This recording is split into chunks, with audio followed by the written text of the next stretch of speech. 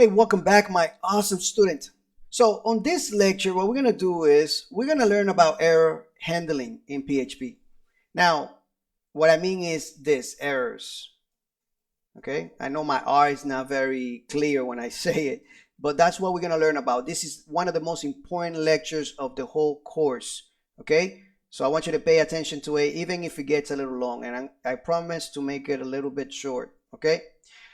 So error handling. If you don't display errors in your PHP applications, you're going to be driving or running or whatever you're going to be doing blind. Okay, you're going to be completely blind, and that takes a lot of time of your day, okay, or of your weeks or months. When I first started developing, I was running blind for a little bit because I wasn't displaying errors in my application. All right, so anyway, let's get to it. So in PHP, there is a file responsible for the configuration of errors. It's called php.ini file, okay? And it's somewhere in the server. Now, I am using MAMP, okay, as a PHP development environment, but this is the same thing in something like XAMPP or even WAMP. Anything that has a PHP environment should have some type of php.ini configuration file somewhere, okay? And the quickest way to actually find out where that is, and let me see if I have my browser somewhere here. There we go. And let me just switch this a little bit. There we go.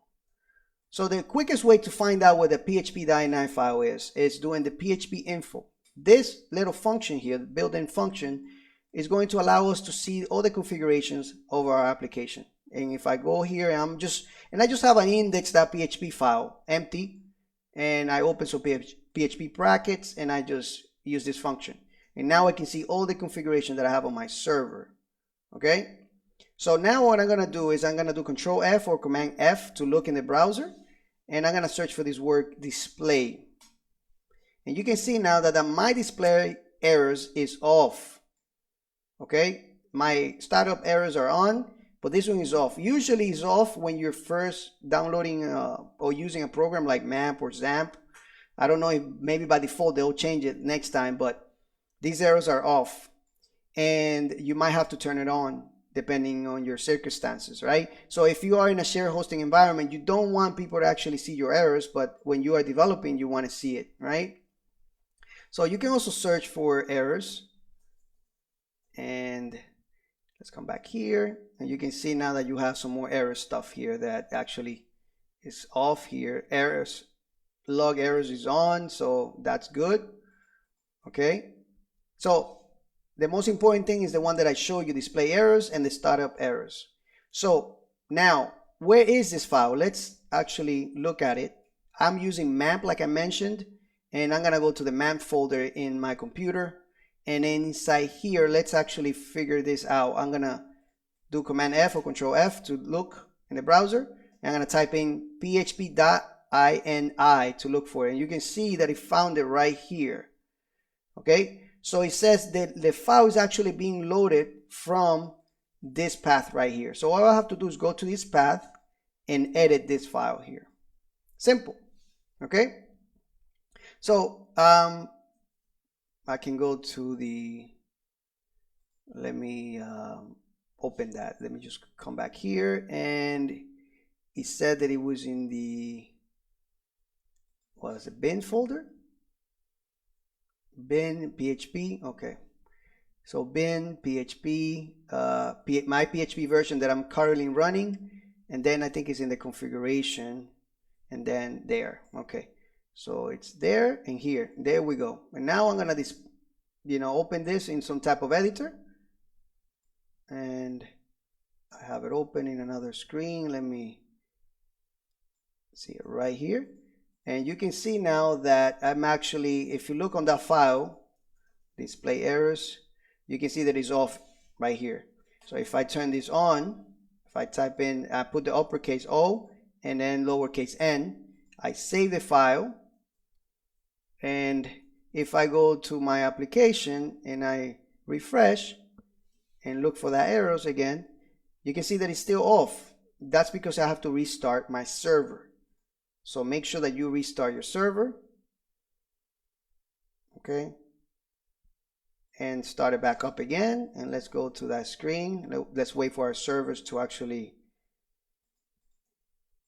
turn on again, and let's look for display errors again, and you can see that it's on right now. Now I'm gonna turn this off because I want to show you something else. So I'm gonna come back here, save the file again, and I'm gonna restart this. I want to show you some quick functions that are going to help you, some built-in functions that are going to help you display these errors without actually accessing the PHP.ini. And the reason why I'm showing you those is because sometimes we are using our applications in a okay, let me see if I turn my still off here. Did I save my file?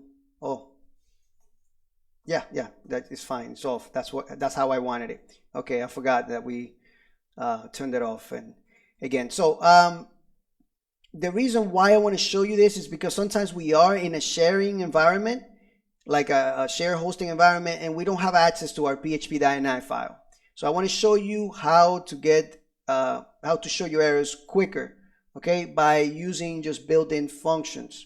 So now let me produce an error here first of all, just to show you the difference when you have your errors off. Okay, so I'm going to include some type of function, some type of file that does not exist. Okay, we know that it doesn't exist because I haven't created it. I only have index.php here, right?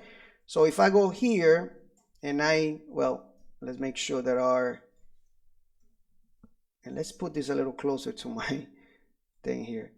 So if I refresh here, you can see now that my whole page breaks. I get an error 500. Something's going on in the server, but I'm not seeing that. And that's what users will see if your application fails. Okay, so I have a function called ini_set, and here we can set those configurations. So for display errors, we just have to put the name of that directive, and the value here would be 1 for on. That's the second parameter here. Okay, that function, the second argument that the function takes. Okay, so we refresh here, and now we can see the errors. PHP is actually displaying this for us. We can see that failed to open, and we get a fatal error here that it doesn't let our application run. That's why it's actually failing. All right, because we have this fatal. So now another quick to set everything up, and this is the best way, is to include a couple more functions here. The reason is because these other functions will help you with the rest of the errors. Okay, so there is another function called display startup errors. Okay, that's another one, and the last one here, it would be error reporting _all with this constant here. This is a built-in constant that is in the language. Okay, and these functions of course are built into the PHP language as well. So with these 3 lines there, you can display errors in your PHP application with no problem. You don't even have to go to the configuration file. Okay, you don't have to do anything here. Now I like to do that there because I don't like to manually do this, but sometimes when I'm doing something fast like a project and I just don't have time to be editing the PHP.ini, or I'm in a share hosting environment, I do this real quick. And then when I don't need it, what I do is I comment this out. Okay, so what you want to do is include these 3 lines in your main file in your application, the file that's actually being loaded in all the pages that you have, or all the other files. Okay, you want to include these 3 lines, and that is going to show errors across your whole application. Okay, alrighty. So I'll see you in the next lecture, guys, and hopefully this will save you a bunch of time like it has saved me. Take care.